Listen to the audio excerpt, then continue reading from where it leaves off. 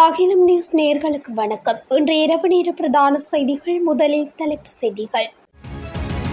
எரிபொருள் விலை குறைப்பு, இலங்கையில் உருவாகும் புதிய திட்டம். யாழ் மயிலிட்டியில் 6 கடத்தொழிலாளர்களுடன் சென்ற படகு மாயம். நண்பனோடு சென்ற தமிழ் இளைஞனுக்கு நடந்தேறிய சோகம், நடுவீதியில் பிரிந்த உயிர். இலங்கையில் மீண்டும் ஒரு தேர்தல். தமிழர் பகுதியில் சோகம், தாயும் 2 பிள்ளைகளும் சடலமாக மீட்பு. தெஹிவளையில் துப்பாக்கிச்சூடு. தொடரும் காட்டு யானைகளின் அட்டகாசம், 2 மரணம். ஆடி அமாவாசை பித்ரு கடமைகளை நிறைவேற்ற சென்றவர்களிடம் பௌத்த பிக்கு அடாவடி. பெண் சிறை அதிகாரி மீது கண்ணாடி போத்தலால் தாக்குதல், வைத்தியசாலையில் கைதியின் அடாவடி. யாழில் கூறிய ஆயுதத்தால் தாக்கப்பட்டு ஒருவர் உயிரிழப்பு. லஞ்சம் கேட்ட போலீஸ் அதிகாரி கைது. தொடர்வென விரிவான செய்திகள். எரிபொருள் விலையை மேலும் குறைப்பதற்காக புதிய முறையொன்றை நடைமுறைப்படுத்துவதில் இலங்கை பெட்ரோலிய கூட்டுத்தாபனம் கவனம் செலுத்தியுள்ளதாக தெரிவிக்கப்படுகிறது. எரிபொருள் விநியோகஸ்தர்களின் பராமரிப்பு செலவுகளை குறைப்பதை நோக்கமாக கொண்டு இந்த நடவடிக்கை மேற்கொள்ளப்பட்டுள்ளது. அதன்படி எரிபொருள் விநியோகத்துக்கு பயன்படுத்தப்படும் பவுசர்களின் உதிரி பாகங்களின் விலை மற்றும் பிற பராமரிப்பு செலவுகளை குறைப்பதன் மூலம் செலவுகளை குறைப்பதற்கு எதிர்பார்க்கப்படுவதாக இலங்கை பெட்ரோலிய கூட்டுத்தாபனத்தின் நிர்வாக இயக்குனர் தெரிவித்துள்ளார். இது தொடர்பாக விநியோகஸ்தர்களுடன் கலந்துரையாடல்கள் நடத்தப்பட்டு செலவு மேலாண்மை திட்டத்தை செயல்படுத்த அவர்கள் ஒப்புக்கொண்டுள்ளதாக கூறப்படுகிறது. இந்த நடவடிக்கையானது எரிபொருள் விநியோக சங்கிலியில் செலவுகளை குறைக்கும் என்று எதிர்பார்க்கப்படுவதுடன் இதன் பலன்கள் நுகர்வோருக்கு வழங்கப்படும் என்று அதிகாரிகள் கூறியுள்ளனர். யாழ்ப்பாணம் மயிலிட்டியில் இருந்து ஆழ்கடல் கடத்தொழிலுக்காக 4 நாட்களுக்கு முன்னர் 6 பேருடன் சென்ற படகு இதுவரை கரை திரும்பவில்லை என தெரிவிக்கப்பட்டுள்ளது. பருத்தித்துறையைச் சேர்ந்த நீண்ட நாள் படகில் 6 கடத்தொழிலாளர்கள் கடந்த ஞாயிற்றுக்கிழமை மயிலிட்டி துறைமுகத்தில் இருந்து பயணித்துள்ளனர். இவ்வாறு கடத்தொழிலாளர்களுடன் பயணித்த படகு இன்று அதிகாலை வரை கரை திரும்பவில்லை எனவும் தெரிவிக்கப்படுகின்றது. மேலும் குறித்த நபர்கள் தொடர்பில் இதுவரை எந்தவித தகவல்களும் கிடைக்கவில்லை. மட்டக்களப்பு ஏறாவூர் போலீஸ் பிரிவுக்குட்பட்ட மயிலாம்பாவளி பிரதான வீதியில் இன்று அதிகாலை இடம்பெற்ற விபத்தில் 28 வயதுடைய இளைஞன் ஒருவர் சம்பவ இடத்திலே உயிரிழந்துள்ளார். இந்த விபத்து இன்றைய தினம் அதிகாலை 3 மணியளவில் இடம்பெற்றுள்ளது.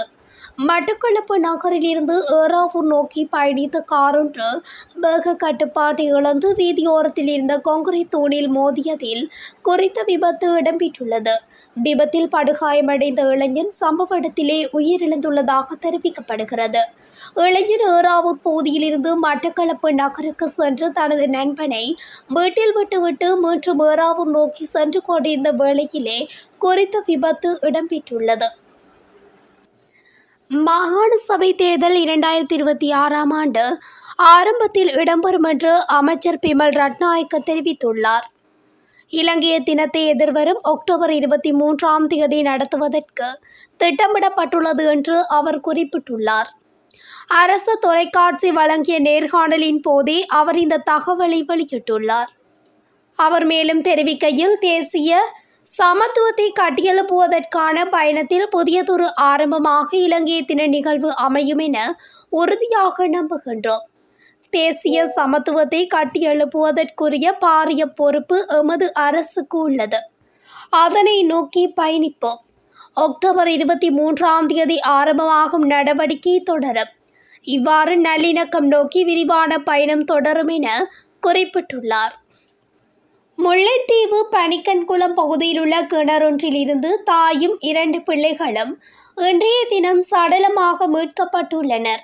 முல்லைத்தீவு மாவட்டத்தின் மாங்குளம் போலீஸ் பிரிவுக்குட்பட்ட பனிக்கன்குளம் பகுதியில் அமைந்திருக்கின்ற அரச வீட்டு திட்ட பயனாளி ஒருவரின் கிணற்றிலிருந்து குறித்த தாயும் 2 பிள்ளைகளும் சடலமாக மீட்கப்பட்டுள்ளனர். குறித்த பகுதியில் உள்ள கிணற்றுக்கு அருகில் சந்தேகத்துக்கிடமான முறையில் கைப்பை ஒன்று பொருட்களும் காணப்பட்டுள்ளது. அதனை அவதானித்த ஊர் மக்கள் போலீசார் கிராம சேவகருக்கு தகவல் வழங்கியதை அடுத்து குறித்த இடத்திற்கு விரைந்த போலீசார் கிராம சேவகர் கிணற்றினை பார்வையிட்டனர். இதன்போது சடலங்கள் நீரில் மிதப்பதை அவதானித்துள்ளனர். இதன் பின்னர் முல்லைத்தீவு நீதிமன்ற நீதிபதி சம்பவ இடத்திற்கு வருகை தந்து பார்வையிட்டதன் பின்னர் சடலங்கள் கிணற்றிலிருந்து மீட்கப்பட்டுள்ளன. குறித்த சடலங்களை உடற்கூற்று பரிசோதனையின் பின்னர் உறவினர்களிடம் ஒப்படைக்க நீதிபதி உத்தரவிட்டுள்ளார். இதன்போது உசாகரன் மாலினி, உசாகரன் மிக்ஷா, உசாகரன் சதுசா ஆகியவர்களே இவ்வாறு சடலங்களாக மீட்கப்பட்டுள்ளனர். குறித்த சம்பவம் தற்கொலையா அல்லது கொலையா என்ற கோணத்தில் மாங்குளம் போலீசார் விசாரணைகளை முன்னெடுத்து வருகின்றனர். தெஹிவளை STS ஜெயசிங்க மைதானத்திற்கு அருகில் இன்று காலை துப்பாக்கிச்சூடு நடத்தப்பட்டுள்ளது. மோட்டார் சைக்கிளில் வந்த இருவரே இவ்வாறு துப்பாக்கிச்சூடு நடத்தியுள்ளனர். எனினும் துப்பாக்கி தவறாக பயன்படுத்தப்பட்டதால் இலக்கு தோல்வியடைந்த நிலையில் துப்பாக்கிதாரிகள் தப்பிச் சென்றுள்ளனர். தெஹிவளை கல்கிசை நகர ஆட்சி மன்றத்தின் சுகாதார நிர்வாகி ஒருவரை இலக்கு வைத்து இந்த துப்பாக்கிச்சூடு நடத்தப்பட்ட நிலையில் அது தோல்வியில் முடிவடைந்துள்ளது. மொனராகலை வெள்ளவாயு ரந்தேனிய போலீஸ் பிரிவுக்குட்பட்ட பகுதியில் காட்டு யானை தாக்கி குடும்பஸ்தர் ஒருவர் உயிரிழந்துள்ளார். நேற்று இடம்பெற்ற இந்த சம்பவத்தில் ரந்தேனியாவைச் சேர்ந்த 4 பிள்ளைகளின் தந்தையான 58 வயது நபரே உயிரிழந்துள்ளார். இவர் வீட்டுக்கு சென்று கொண்டிருந்த போது வீதியில் இருந்த காட்டு யானை தாக்கி சம்பவ இடத்திலேயே உயிரிழந்துள்ளார் என்று போலீசார் தெரிவித்துள்ளனர். மேலும் திருகோணமலை சேரனுவர போலீஸ் பிரிவுக்குட்பட்ட சுமேதங்புர எனும் பகுதியில் வைத்து யானை தாக்கி குடும்பஸ்தர் ஒருவர் உயிரிழந்துள்ளதுடன் மற்றும் ஒருவர் படுகாயமடைந்துள்ளார். மூதூர் மல்லிகை தீவைச் சேர்ந்த 4 பிள்ளைகளின் தந்தையான தம்பிராசா வர்ணகுரரெட்னம் என்பவரே உயிரிழந்துள்ளார். தோப்பூர் நாராயணபுரத்தைச் சேர்ந்த ஜோகராசா என்பவர் படுகாயமடைந்துள்ளார். கென்யா வெந்நீரூற்று சிவன் ஆலயத்தில் ஆடி அமாவாசை பித்ரு கடமைகளை இன்று செய்தவர்கள் தானமாக வழங்கிய 100 கிலோகிராமுக்கும் அதிகமான மரக்கறி பொருட்கள் மற்றும் பூஜை செய்வதற்கு பயன்படுத்திய பொருட்கள் என்பவற்றை ஏற்றிச் செல்ல வந்த முச்சக்கர வண்டியை பொருட்களை ஏற்றவிடாது தடுத்து அந்த இடத்தில் இருந்து முச்சக்கர வண்டியை வெளியேற்றி பௌத்த பிக்கு ஒருவர் அடாவடியில் ஈடுபட்டுள்ளார். சிவன் கோவிலில் ஆடி அமாவாசை பித்ரு கடன் நிறைவேற்றுவதற்கான பூஜைகள் காலை 7 மணி முதல் பகல் 11 மணி வரை நடத்துவதற்குரிய அனுமதி உத்தியோகபூர்வமாக ஏற்பாட்டு குழுவினருக்கு வழங்கப்பட்டிருந்ததாக தெரிவிக்கப்படுகின்றது. இந்நிலையில் 10:55 மணியளவில் பூஜைகளில் ஈடுபட்டிருந்த பூசகர்கள் தமக்கு தானம் வழங்கப்பட்ட பொருட்களை ஏற்றுவதற்கு முச்சக்கர வண்டியொன்றை அழைத்த போது பௌத்த பிக்கு அங்கு வந்து வாகனத்தை வெளியில் கொண்டு போகுமாறு வாகன சாரதியை ஏசியுள்ளார். இதனை அடுத்து மிகுந்த சிரமத்துடன் பொருட்கள் அனைத்தும் அங்கிருந்த பூசகர்கள் மற்றும் பக்தர்கள் ஒரு சிலரால் தூக்கிச் செல்லப்பட்டு வாகனத்தில் ஏற்றப்பட்டுள்ளது. இச்சம்பவம் காரணமாக பித்ரு கடன் செலுத்த வந்தவர்கள் மிகுந்த சிரமத்துக்குள்ளானதாக தெரிவிக்கப்படுகின்றது.